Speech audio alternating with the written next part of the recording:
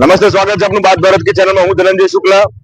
હજુ ગઈકાલે ગંભીરાના જે બ્રિજ દુર્ઘટના ખૂબ તકલીફમય ઘટી છે। 12 થી 15 લોકોનું એમાં મૃત્યુ થયું છે। હજુ પણ બચાવ કામગીરી ચાલે છે। અત્યારે આપણે ઊભા છે ઉમરેઠ તાલુકાના ઉમરેઠ ખાતે જે ઓવરબ્રિજ છે રેલવે પુલની ઉપર, જે ઉમરેઠ થી ઓડને જોડતો રસ્તો છે ત્યાં, અને લાંબા સમયથી ખૂબ બિસ્માર થઈ ગયો છે આ રોડ। આ તમે જોઈ શકો છો, ખાડા એવા ખાડા પડી ગયા છે કે જેની અંદર સળિયા દેખાઈ રહ્યા છે। એ વખતે જે બાંધકામ કર્યું છે સળિયા દેખાઈ ગયા છે, ડામર ઉખડી ગયો છે, આરસીસી રોડ ઉખડી ગયો છે। હજુ કેમેરામેનને બતાવીશ કે જુઓ સાધનો કેટલા આવી રહ્યા છે। આખો દિવસ ફૂલ ટ્રાફિક રહેતો રસ્તો છે આ। આજે પૂનમ છે, ડાકોરનું પૂનમનું વડોદરા સાઈડથી આવતું બધું જ દર્શનાર્થીઓ અને બધાના વાહનો આ જ રસ્તા પરથી આવે છે, જાય છે। અને આ રસ્તો જો આ હાઈવે કોલેજ થઈ ગયો અને આ જો બ્રિજ પડ્યો, તૂટ્યો, તો કેટલી મોટી જાનહાનિ ને કેટલી મોટી દુર્ઘટના થશે વિચારો। પણ સ્થાનિક તંત્રને તો છોડો, માર્ગ અને મકાન વિભાગ કે મહી કેનાલ વાળાને કે રેલવે વાળાને કે બ્રિજ વાળાને કોઈને પડી નથી, કોઈને ચિંતા નથી। હા, અહીં આટલો મોટો ખાડો પડી ગયો, હવે તો કેમેરામેન બતાવશે કે કેટલા ખાડા રોડ ઉપર પડ્યા છે।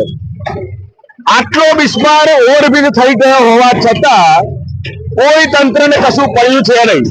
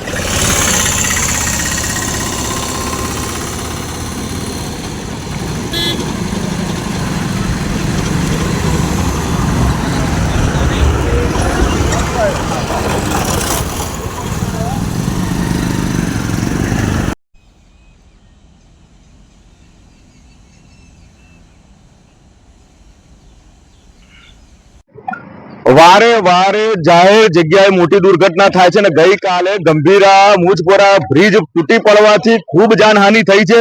તંત્ર દોડતું થયું છે આખી રાત, ને હજુ પણ બચાવ કામગીરી ચાલુ છે।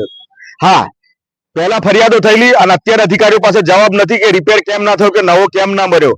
તો શું ઉમરેઠ થી ઓડ તરફનો જે ઓવરબ્રિજ છે એ પણ લોકો મોટો અકસ્માત થાય, લોકોના જીવ જશે, પછી એ લોકો ગંભીર થશે?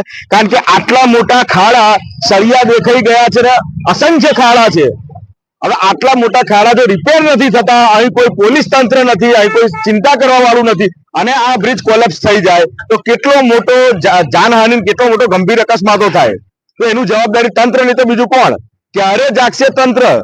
અને હું તો એ વિચારું છું, શું તંત્રને, જિલ્લા તંત્રને અને જે તે લાગતા વળગતા તંત્રને ગંભીરતા છે કે કેમ કે આ ઉમરેઠનો ઓવરબ્રિજ રોડ પર જતો આટલો ખરાબ પરિસ્થિતિમાં છે? અને જો એમને આની ગંભીરતા ના હોય તો અમે મીડિયા થકી તમને ગંભીરતા જણાવી રહ્યા છીએ કે આ ખૂબ ગંભીર વિષય છે, ને ગમે ત્યારે મોટો અકસ્માત થશે।